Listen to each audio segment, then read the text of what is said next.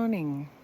This is Adele again from the wheat belt in Western Australia. If you haven't seen my first video on my health journey, maybe you can first go and have a look at that before you watch part 2. So I'm saying good morning to you.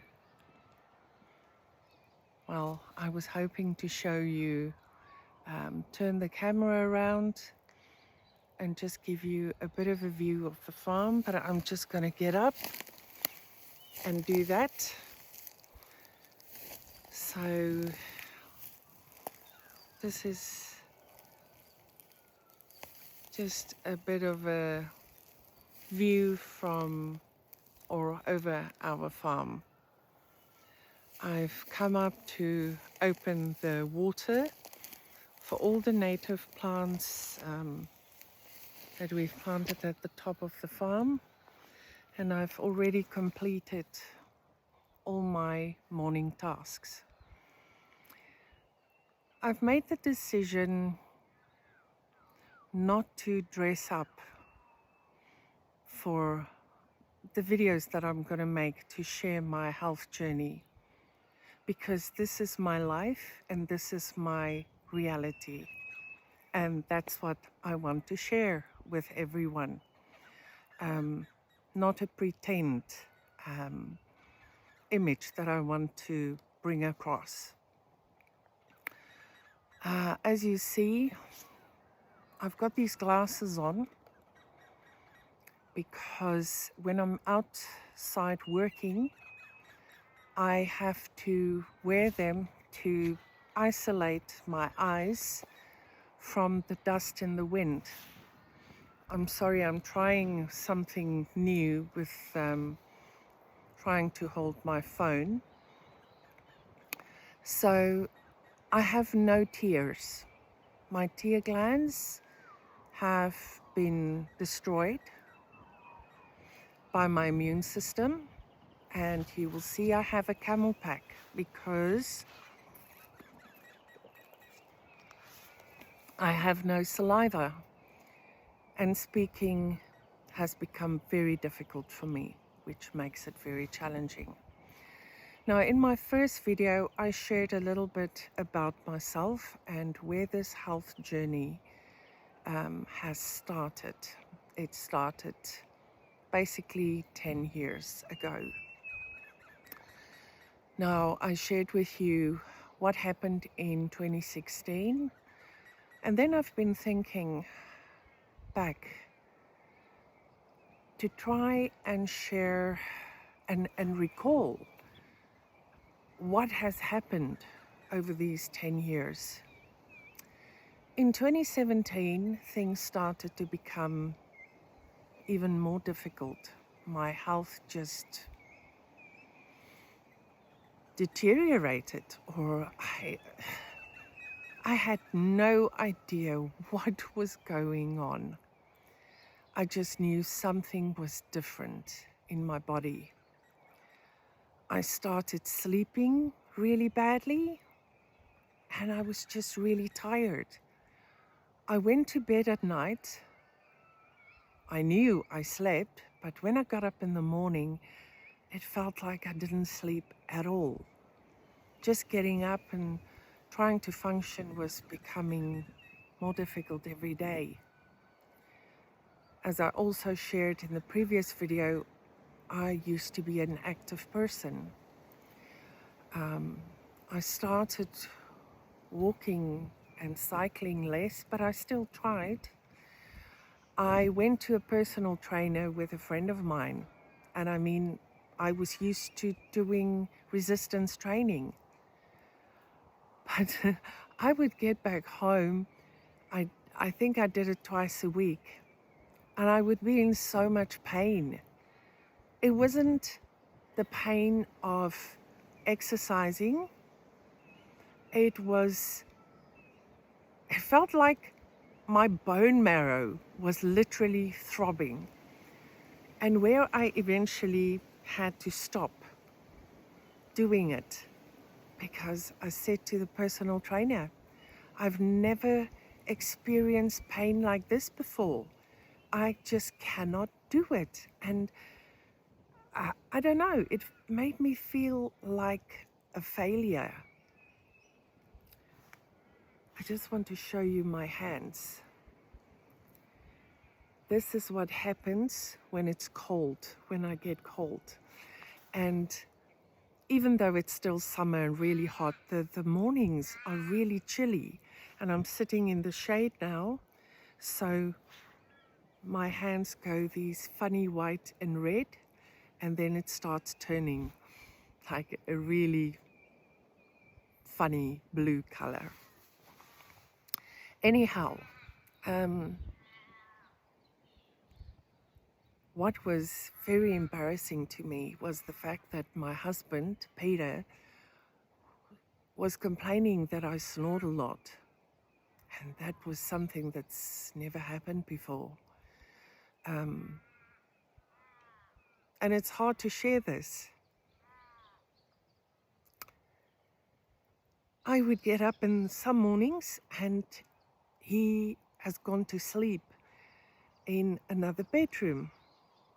And I mean, for me as a woman, that was incredibly embarrassing. So then I found out that I went to see the doctor. I was sent for a sleep study, and they found that I had severe sleep apnea, something I've never even knew about. So I had to get a CPAP machine. It was horrible to sleep with it. I hated it every single moment because I don't like anything over my face, and this masks that I tried just freaked me out, but I didn't have a choice. I had to sleep with it. And because I was going through all of this, I was feeling very emotional. What you have to try and keep in mind was that I have to hold this differently. Just give me a moment. Okay. I got married 6 months short of turning 48 for the first time in my life. I had to adjust to a marriage with a man that had 2 teenagers. I've never had children of my own. Having a household, taking care of him, kids. I immigrated. I had no support structure here in Australia, Western Australia. No family, no friends that I knew from school or South Africa. So it was not easy. Peter and I were an online dating couple. He did FIFO, which is fly in, fly out. He was away 4 weeks and 1 week at home. So I had to negotiate this complete new life, finding myself mostly alone, and now being newly married, not feeling well, and trying to still carry on. You'll have to excuse me if I take a sip of water every now and again, but it's difficult to talk. So there were a lot of factors. And because I was feeling emotional, I was doing emotional eating, which meant I found it hard to exercise. Adjusting to all of this, I took to food. So I picked up a lot of weight. So in September 2017, I decided I had to lose weight, and a friend helped me with a ketogenic lifestyle, which was also a complete new way of eating. But I lost a lot of weight. According to everyone, sleeping with the CPAP machine was going to make me feel a lot better. I should feel like a new person, but I wasn't at all. So this is what 2017 brought for me.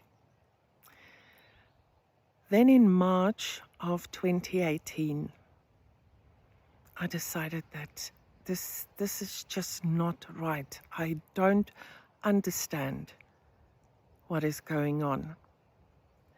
So I went to see my GP and I said to her, you know what? I have lost a lot of weight. I'm sleeping with this CPAP machine, which is supposedly to make me feel a lot better, but it's not. There is something wrong with my body and I don't understand what is going on. So she did some blood tests and I'm going to stop the video here and then tell you all about it in my next video.